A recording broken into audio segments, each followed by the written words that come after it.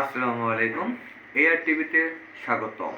চলছে ভর্তি উৎসব। না, এটাকে আমি ভর্তি উৎসব বলবো না, এটাকে বলবো আমি ভর্তি বাণিজ্য। কোমলমতি শিশুদের নিয়ে আগাছার মতো গড়ে ওঠা স্কুল কলেজগুলা বাণিজ্য করতেছে। শিক্ষার নামে তারা বাণিজ্য করতেছে। কে কার থেকে কম্পিটিশন করবে, কে কার থেকে অফিসটা গুছাবে, কে কার থেকে গ্লাস ওয়্যার করবে, কে কার কাছে গার্জিয়ানকে ক্ষতিগ্রস্ত করবে, সেই নেশায় বিভক্ত।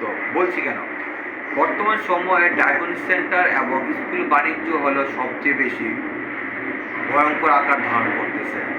একই বিল্ডিংয়ে দুইটা তিনটা স্কুল দেখা যাচ্ছে, একই বিল্ডিংয়ে দু তিনটা ডায়াগনস্টিক সেন্টারও দেখা যাচ্ছে, এবং একই এলাকায় ৮-১০টা কিন্ডার গার্ডেন দেখা যাচ্ছে, যেগুলি সরকারের অনুমোদন নামে কোনো কিছুই নেই। যারা ঠকাচ্ছে আপনাকে, আমাকে, আপনার মতো আমার মধ্যে গার্জিয়ানকে তারা ঠকাচ্ছে। তার বিভিন্ন ধরনের প্রলোভন দিচ্ছে। কেউ ২০,০০০, ৩০,০০০, ৫০,০০০, কেউ বা ১,০০,০০০ টাকা ভর্তি ফি নিচ্ছে। ওইখানে তারা আবার কী করাচ্ছে, ৫০%, ৬০%, এমনকি কোথাও কোথাও ভর্তি ফি তারা ফ্রি দেখাচ্ছে।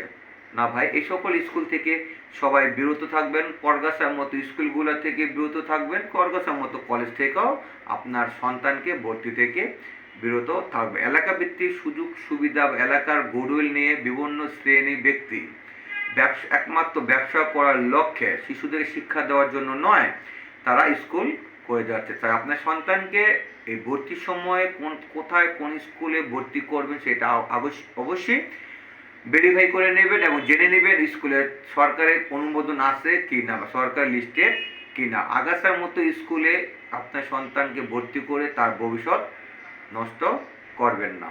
এআর টিভি পাশেই থাকুন। আল্লাহ হাফেজ, ভালো থাকুন।